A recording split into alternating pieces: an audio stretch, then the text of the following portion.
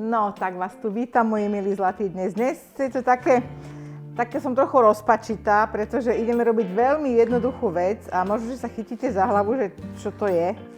Je to aj v školke už robia. Školkarskú hrybovú omačku. Ale páčilo sa mi na nej to, že ona bola trošku ináč poňatá, jej použitie ako tá naša. Samozrejme, že môžete si urobiť takú, že rečšiu a veľkú a takú, jak klasicky je dávame. Alebo to môžeme použiť ako omáčku k mäsám. Ja dám zohrievať olej. Takto sa to ľahko robí, no. Nesmejte sa. A už sme robili aj praženicu. No. Kulku nakrájame. Rybová je dobrá, môj muž má strašne rád rybovú omačku. Môj muž má toho dosť rád, ak stále rozprávam, že môj muž. Robkaj sa, cibulka, robkaj. Dáme tam jeden pretlačený strúčik cesnaku. Nech to pekne vonia. A medzi tým, kým sa to robí, budeme krájať hryby. Ja už ich mám nakrájané.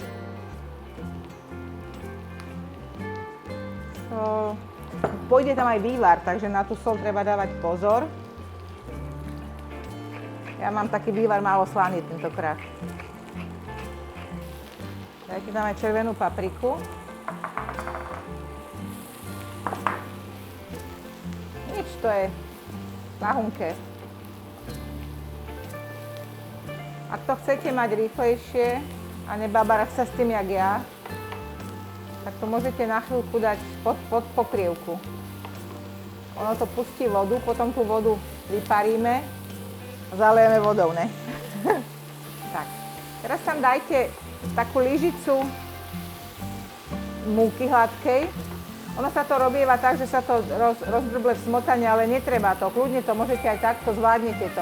Normálne sa to robí v hrnci, lenže aby ste to videli, tak vám to robím na panvici. Tak keď sem tam niečo vyskočí, tak prepáčte. Ale zatiaľ dobre. Dáme tam trochu tej múky. Podľa toho, akú chcete hustú. Ak chcete akože naozaj teda na to mäso ako omáčku, tak trošku hustejšiu a dáme menej vody. A keď chcete rečšiu, tak samozrejme menej múky. Tak, dobre, toto je. Zalejte to vývarom. Toto je vývar. Bola tam červená cibula, preto je taký tmavý. Nebojte sa, to je normálny vývar. Povedzi dokonca. Tak. Povaríme chvíľku, necháme povariť, teda uvariť už vlastne.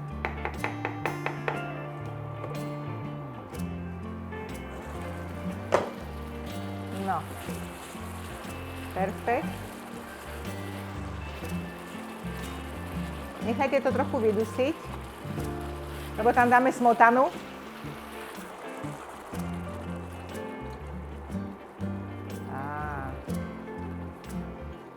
Dobre, samozrejme, kto nemá rád papriku červenú, nemusíte to tam dávať. Dobre je to aj bez toho, ale ono to pridá aspoň na farbe. Takže pekne to nechajte zhusnúť, ako si prajete. A ja som povedala, že môžete to dať do hrnca a so zemiakmi normálne uvariť takúto hrybovú omáčku, ale tam by som tú papriku naozaj nedávala. No tak sa pozrite, tá hustota je presne taká, ako sa hodí ako omáčka k mäsu. No a ja to takto naranžujem a máme hotovo, pár minút. Úplne kľudne to tam dajte, aj na rezne, vôbec nič sa mu nestane tým rezňom. Je to celkom taký inovatívny prístup, ale je to fajn.